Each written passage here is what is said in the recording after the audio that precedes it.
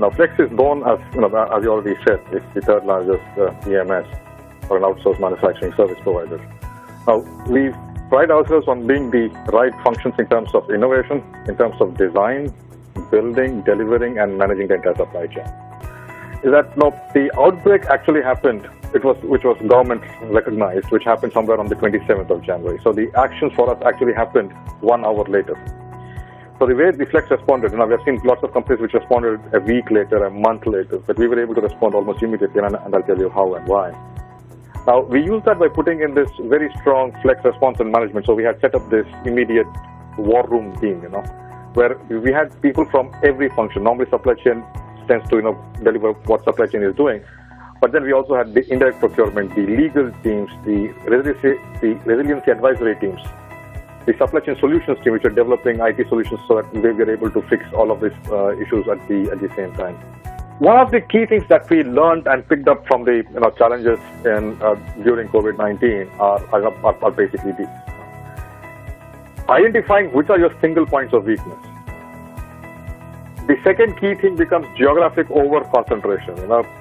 All of us, electronic manufacturing across the world has a pretty strong base in China.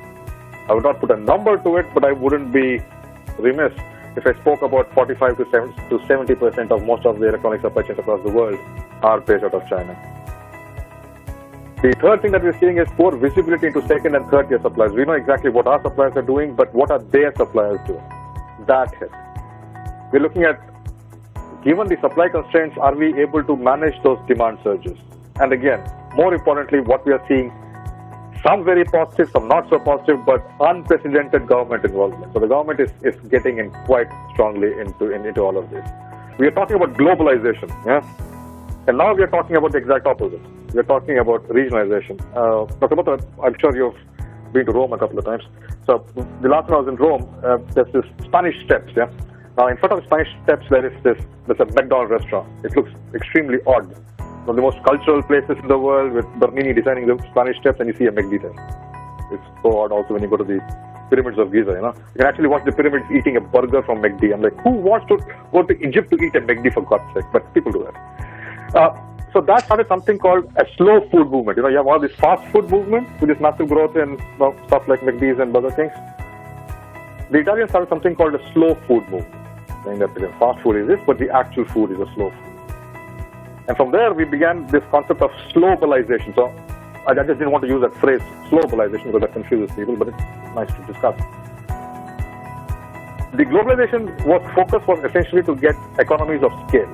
First of all, we are seeing that we are a pretty large part playing into the entire COVID health field. So when we talk about ventilators, masks, Flex is playing a pretty critical role there as well. But that's from a company perspective, and that makes sense. Makes me happy that I'm part of something that's fixing the world, so to speak. But more importantly, what keeps me going in a place like Flex, the market is so dynamic, and the way they react. What I was doing yesterday is not what I'm going to be tomorrow.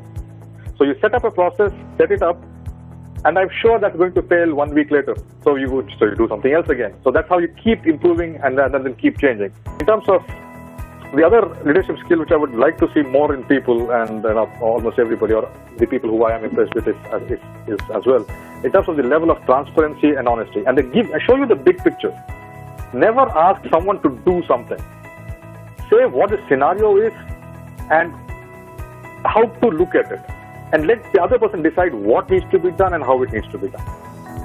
If a leader explains what the concern is, just shows the big picture, and identify the 3 or 4 people out of your 100 who are able to say, okay, for this picture, this can be a potential direction to go ahead, and then you coach and mentor them.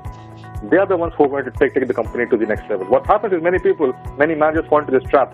They will say, exactly, this is this, then you do this, then you report to me this, after I approve, then you do this. He's a manager. He can never be a leader. A leader says, this is what I would say a successful leader should say, which I would be impressed with. And I hope I've been doing something similar.